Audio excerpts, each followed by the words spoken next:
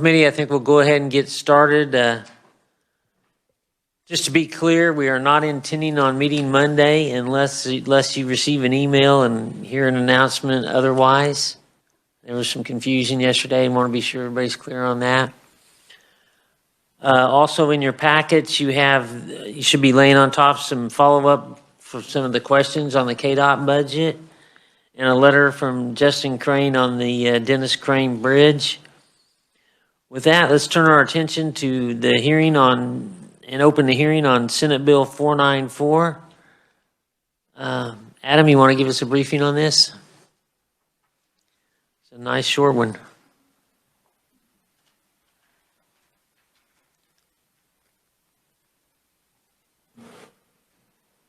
Thank you, Mr. Chairman. Senate Bill 494 would provide that the implementation or use of a motor carrier safety improvement that would be required by a motor carrier or such motor carrier's related entity would not affect, impact, or change the worker status of a driver.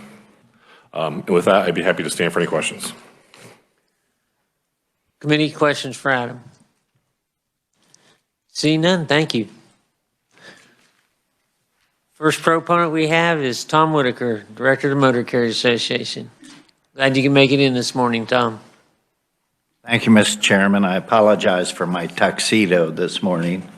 But I live on a hill, and I had a 360 coming down my hill. So other than that, it was a nice drive in at school zone speed. So thank you, Mr. Chairman. For the record, I am Tom Whitaker, Executive Director of the Kansas Motor Carriers Association, and we appear here today in support of Senate Bill 494, which will spur safety benefits for truck drivers and the motoring public and improve safety performance of motor carriers operating in Kansas. Safety and responsible trucking is an interest shared by KMCA members large and small. Make no mistake about it, Senate Bill 494 is simply a bill to free up motor carriers to pursue safety measures in conjunction with owner-operators, also known as independent contractors, that have proven effective for company-employed drivers.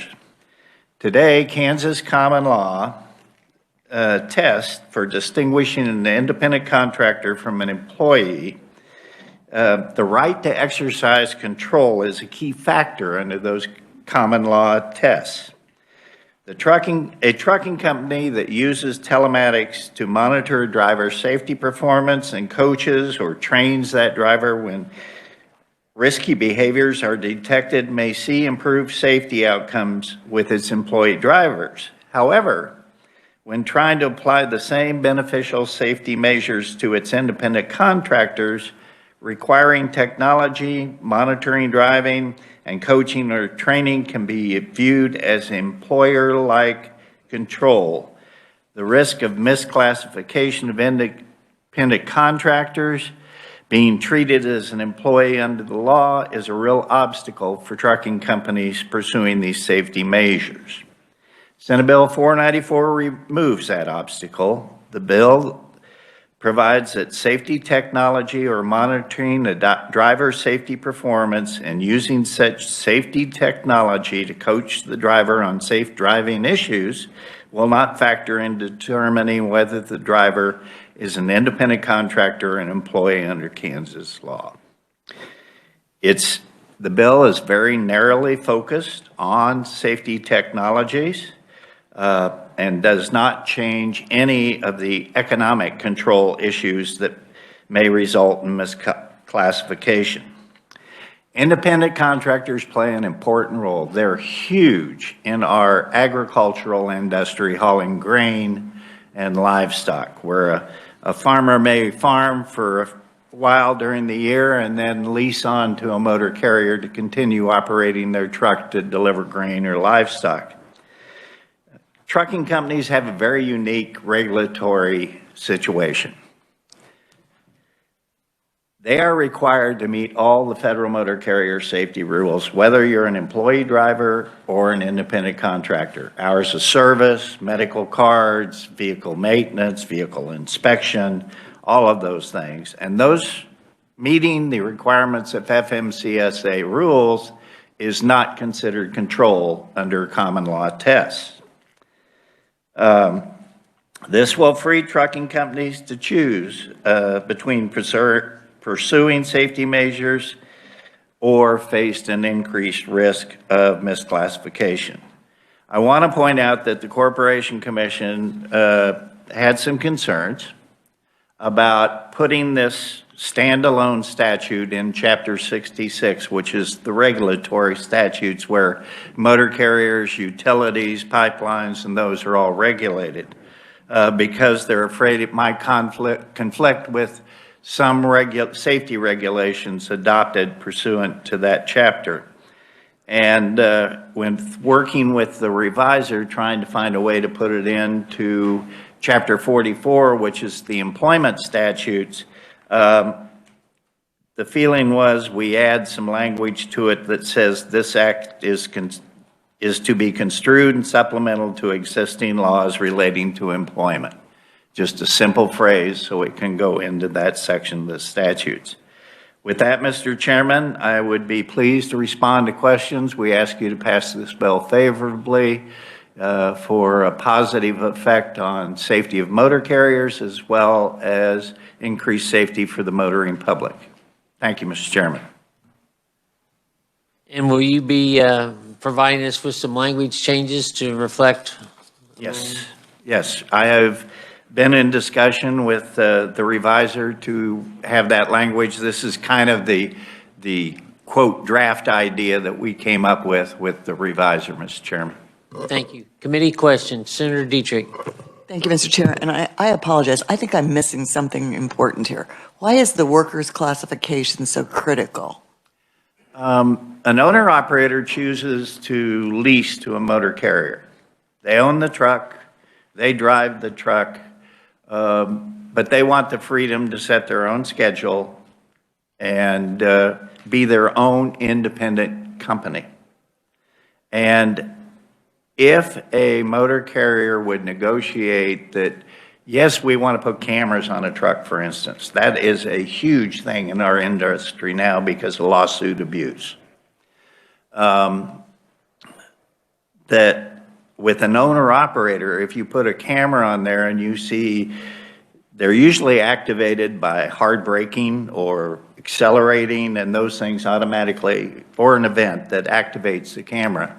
If you use that event to train that driver to drive safer, you are encroaching on control of that independent contractor and therefore losing the fact that they are an independent contractor and not an employee.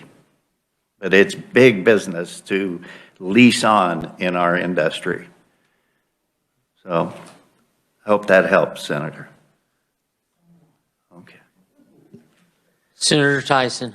Thank you, Mr. Chairman. Thank you for your testimony. This issue's, you may not be aware, but the Department of Revenue has been ruling pretty aggressively on employees versus contractor status, and that would also impact you guys. I'd like to bring that to your attention. It has not been in the motor carrier industry because we're kind of unique in our leasing contracts that are developed, and they've been developed since 1933 when the ICC became in place. And we haven't had that in recently. We did have for a short time where certain attorneys were filing cases saying they were not independent contractors, they were employees, so you need to pay them back pay and back benefits and back, and these are independent businesses. 49% of the trucking companies in Kansas operate one truck, and most of them are leased to a major motor carrier or out in Hayes, I think of Golden Plains Trucking, which has 26 owner-operators leased to them, and they haul cattle. So.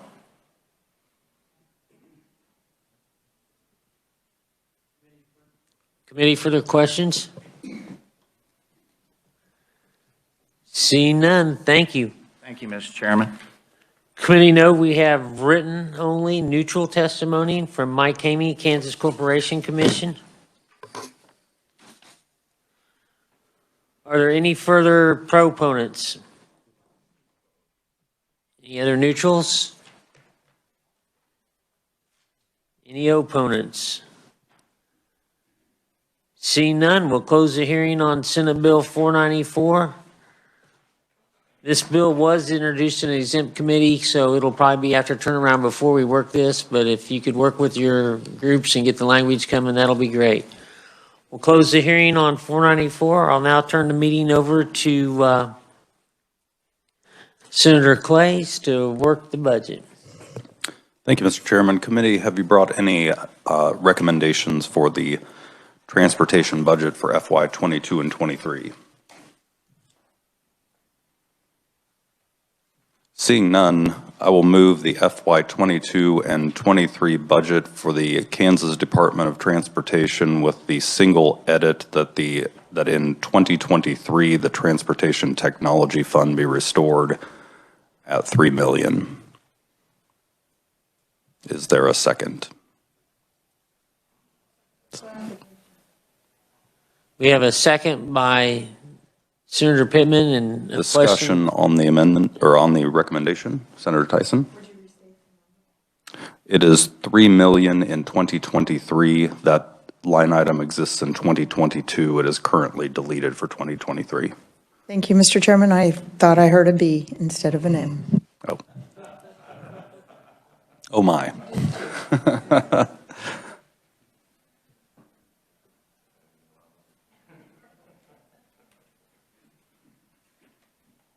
In committee, there were a couple of questions that were asked in committee that you should have answers to on your desk.